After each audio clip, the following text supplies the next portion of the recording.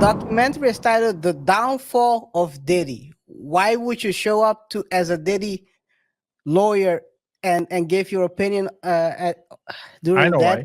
documentary? He's trying He's to looking raise for his. new clients. Yeah, He he's needs trying new to raise. clients. Yeah, he might not have any clients after this one.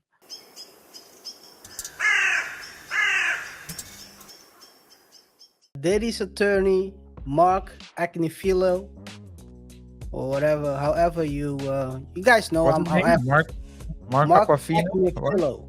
Agnifilo. I don't know how you pronounce it.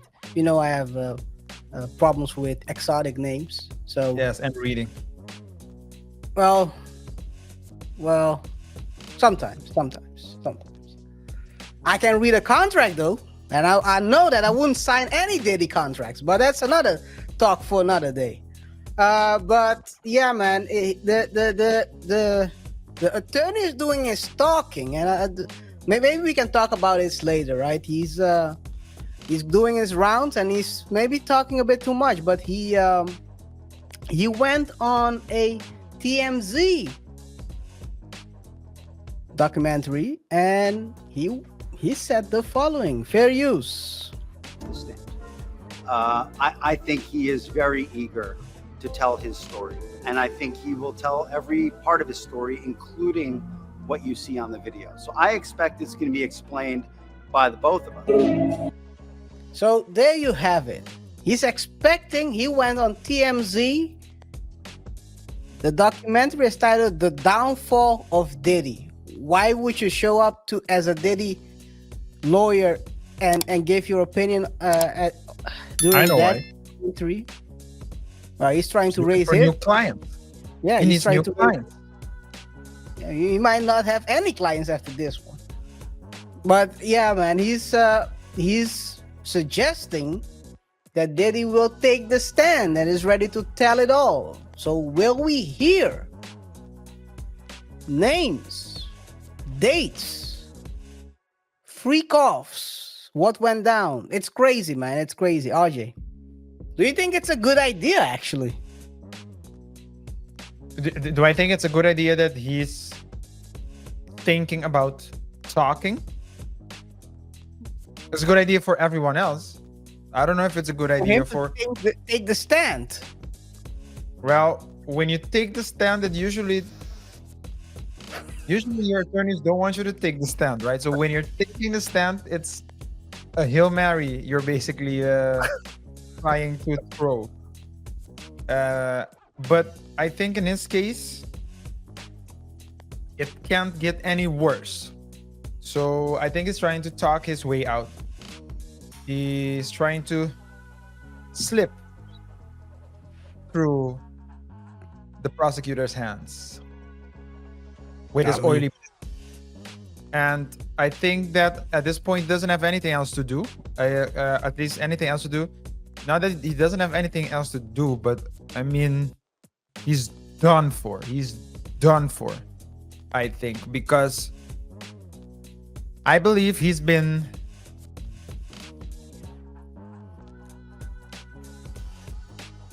dominating the sector, the music industry, but probably also other people like politicians, other big people, influential people. Yep. Through tapes, by blackmailing them, or at least maybe not necessarily blackmailing, but just keeping tabs on them, because at least that's what's being reported. And if that's the case, and you're gonna fall, or at least you're falling, all the people who built resentment against you throughout the years are now have the courage to go against you. And so I think it's him against a lot of people.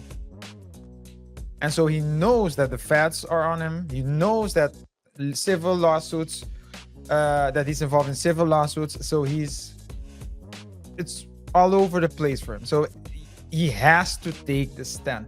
No one wants to take the stand. So if he's taking a stand, that basically tells you a lot about his legal position. Is The it? question Is I it? have, though, KR, is Tell me. whether or not it's good for his health if he takes the stand. You mean people might get sudden heart attacks or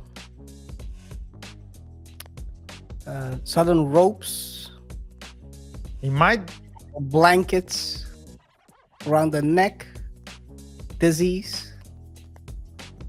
leave this world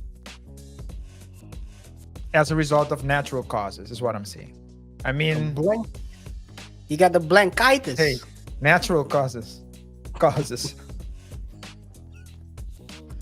I mean, a blanket, a rope, a belt, And they don't have belts, right? a noodle. Oh man. But what I'm saying is a belt will appear. That's what I'm saying. A belt will appear. Like that. Yeah. Someone smuggled the belt between their cheeks. Would be well, no. Not gonna go there. Might be Diddy. It might be his. I think it's good that they do a CT scan before they let him in to see what's in there. Yeah, that's crazy. But yeah, man, it's if he takes the stand, one thing for sure, this trial is gearing up to become a media circus, for sure. It's a shame that probably it won't be televised, because that would have been even crazier. Him getting the cross-examination for at least a month, them asking him every day about the who were there, who was organizing it, what they were doing.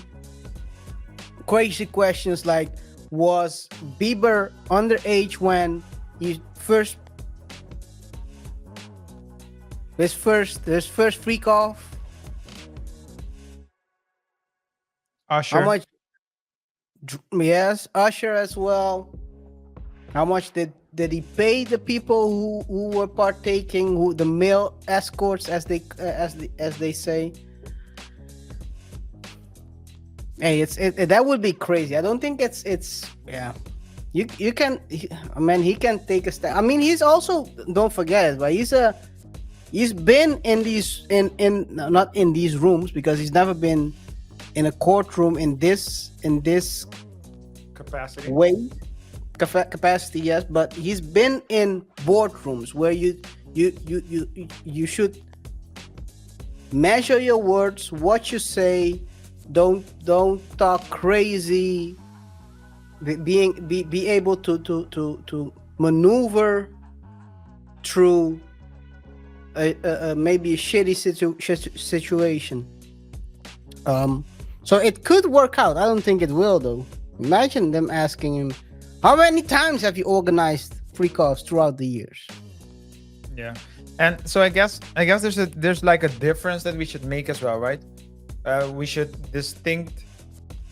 make a distinction between freaky things and illegal things, right? Freaky things and illegal things. So, hey, you can organize as much freak-offs as you want, right? It's like you decide how you want to live your life.